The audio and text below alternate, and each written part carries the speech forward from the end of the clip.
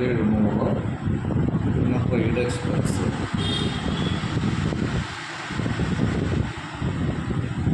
23,200, sales tax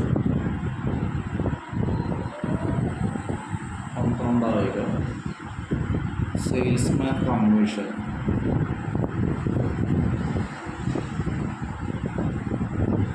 22,000. അത്രയും കണ്ടിട്ട് നമ്മളത് കൂട്ടണം. കൂട്ടുമ്പോൾ 10,34,523 കിട്ടുന്നു. 10,34,523. ഇവിടെയും 10,34,523 കിട്ടിയിട്ട് ബാലൻസ് ചെയ്യുമ്പോഴാണ് ഗ്രോസ് പ്രോഫിറ്റ് കിട്ടുന്നത്. Gross profit 1,11,623. ഇനി ആ ഗ്രോസ് പ്രോഫിറ്റ് ഇങ്ങോട്ട് തിരിച്ചെഴുതി. Gross profit 1,11,623.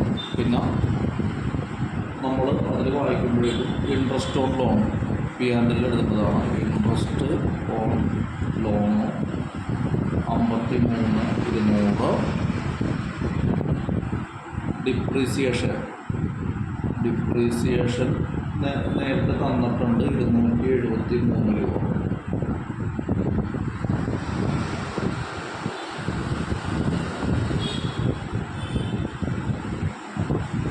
അത് അഡ്ജസ്റ്റ്മെൻറ്റിനാണ് തന്നേക്കുന്നത്. റിസർവ് ഫോർ ഗ്രാറ്റുവിറ്റി അതും ഇനി തന്നിട്ടുണ്ട്. ഗ്രാറ്റുവിറ്റി 690. അഡ്ജസ്റ്റ്മെൻറ്റിൽ തരുന്ന എൻട്രീസൊക്കെ 2 അക്കൗണ്ടിൽ വരും. ഒന്നിൽ ബാലൻസ് ഷീറ്റിൽ എന്തായാലും വരും. അതുകൂടാതെ P&L'ലോ ട്രേഡിങ്ങിലോ വരും. റിസർവ് ഫോർ ഗ്രാറ്റുവിറ്റി അത്രയും കൂട്ടി കഴിഞ്ഞിട്ട് നമ്മളിവിടെ കൂട്ടുന്നു. ഇപ്പുറത്ത് മിസ്ലേനിയസ് ഇൻകം ഉണ്ട്. Miscellaneous income 7,200.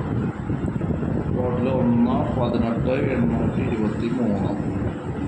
നമ്മളിവിടെ ടോട്ടൽ ഇവിടെ എഴുതുന്നു 1,18,723. ബാലൻസ് ചെയ്യുമ്പോൾ നെറ്റ് പ്രോഫിറ്റ് 64,66,0. അങ്ങനെ P&L കഴിഞ്ഞു. ഇനി ബാലൻസ് ഷീറ്റ് ചെയ്യണം. അപ്പോൾ അതിൻ്റെ ഒരു വർക്കിംഗ് നോട്ട് എന്താ ചെയ്യേണ്ടതെന്ന് വെച്ച് കഴിഞ്ഞാൽ അത് 2 വശത്തുമുള്ള അക്കൗണ്ടിൽ വന്നേക്കുന്നതെല്ലാം പരസ്പരം കുറച്ചിട്ട് വേണം എഴുതാനായിട്ട്. അപ്പോൾ വർക്കിംഗ് നോട്ട് അതിനുവേണ്ടി ആദ്യം പ്രിപ്പയർ ചെയ്യുക. വർക്കിംഗ് നോട്ടിൽ ഇപ്പോൾ ഷെയർ ക്യാപിറ്റലുണ്ട്. ഷെയർ ക്യാപിറ്റൽ 97,50 തന്നിട്ടുണ്ട്. പിന്നെ അതുകൂടാതെ ഇപ്പുറത്ത് 700 തന്നിട്ടുണ്ട്. അപ്പോൾ അതറിയാമല്ലോ. അത്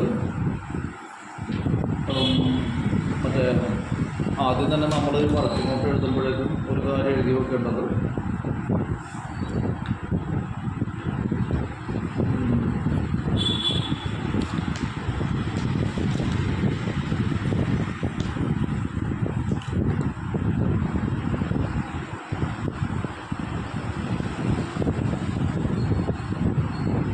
അസറ്റ്സ് ഡിസ്ബേഴ്സ്മെൻറ്റ് അല്ലെ payment minus receipt. Liability receipt minus disbursement അല്ലെ പേയ്മെൻറ്റ്. ഇപ്പോൾ 97,50 എന്ന് പറയുമ്പോഴേക്കും ഇവിടെ വന്നേക്കുന്നത് റെസീപ്റ്റിലാണ് വന്നേക്കുന്നത്. അപ്പോൾ ക്യാപിറ്റൽ മറ്റേ ഇതല്ലേ ലയബിലിറ്റി അല്ലേ. അപ്പോൾ അതുകൊണ്ട് 700 കുറച്ചു. അപ്പോൾ 950. ഇനി ഡിപ്പോസിറ്റ് അതേപോലെ തന്നെ 2 സ്ഥലത്തും 750 ഉണ്ട്. അത് കുറച്ച് കഴിഞ്ഞപ്പോൾ 0. ലോൺസ് കൊടുത്തതുകൊണ്ട് കിട്ടിയതുകൊണ്ട് ഇപ്പോൾ 96,700 എന്ന് പറയുന്നത് നമുക്ക് ലോണ് കിട്ടിയതാണ്. അപ്പോൾ ലോൺ റീപേ ചെയ്തേക്കുന്നത് 854,000 സൊസൈറ്റിക്ക് കിട്ടിയതായിട്ട് അത് അസറ്റാണ്. അപ്പോൾ അസറ്റാകുമ്പോഴേക്കും മറ്റേ നമുക്ക് കിട്ടിയേക്കുന്നത് ഒരു ലയബിലിറ്റിയാണ്. ലോൺ നമുക്ക് കിട്ടിയേക്കുന്നതല്ലേ. അപ്പോൾ ആ ലയബിലിറ്റി ആയതുകൊണ്ട് റെസിപ്റ്റ് മൈനസ് ഡിസ്ബേഴ്സ്മെൻറ്റ് അങ്ങനെയാണ് നോക്കേണ്ടത്. 1,13,000. ഇനി അഡ്വാൻസ് ഡ്യൂ ബൈ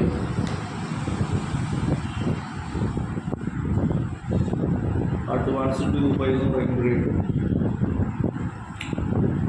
അതും ലയബിലിറ്റിയാണ്. അപ്പോൾ 77,200 റെസിപ്റ്റ് മൈനസ് ഡിസ്ബേഴ്സ്മെൻറ്റ് 43,000. അപ്പോൾ 34,200. ഇനി ബാങ്ക് ഡിപ്പോസിറ്റ് എന്ന് പറയുമ്പോഴേക്കും അസറ്റാണത്. അസറ്റായതുകൊണ്ട് ഡിസ്ബേഴ്സ്മെൻറ്റ് മൈനസ് റെസിപ്റ്റ് ആയിരിക്കും. അപ്പോൾ 3,72,000 അവിടെ കൊടുത്തു. 1,16,000 കിട്ടി. ഇനി അഡ്വാൻസ് ഡ്യൂ ടു എന്ന് പറയുമ്പോഴേക്കും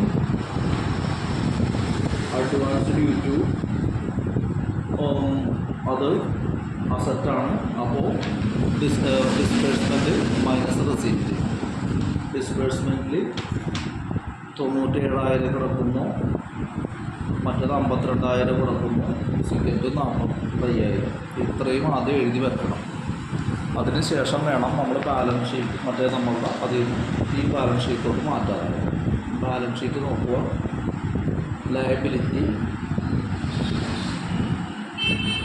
എമൗണ്ട്, ലയബിലിറ്റി എമൗണ്ട്. ഫസ്റ്റ് നമ്മൾ തിരിച്ചെഴുതിയ ഷെയർ ക്യാപിറ്റൽ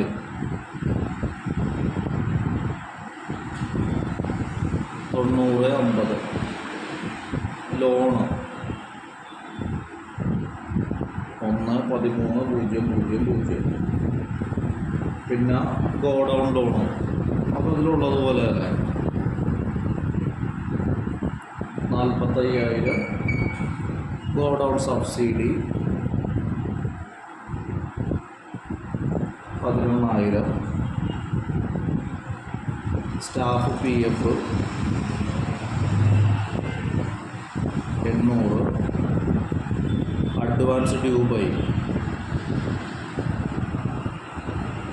അത് ലയബിലിറ്റിയാണ് 34,200. പിന്നെ നെറ്റ് പ്രോഫിറ്റ് നമ്മൾ കണ്ടെത്തിയത് 64,660. ഡിപ്രീസിയേഷൻ ഫണ്ട് തന്നിട്ടുണ്ട്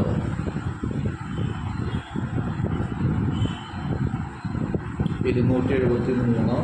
റിസർവ് ഫോർ ഗ്രാറ്റുവിറ്റി ഇതൊക്കെ അഡ്ജസ്റ്റ്മെൻറ്റ് തന്നിട്ടുണ്ട്.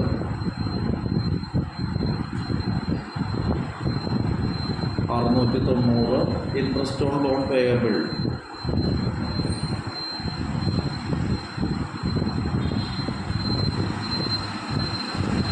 7,200. Trade expense outstanding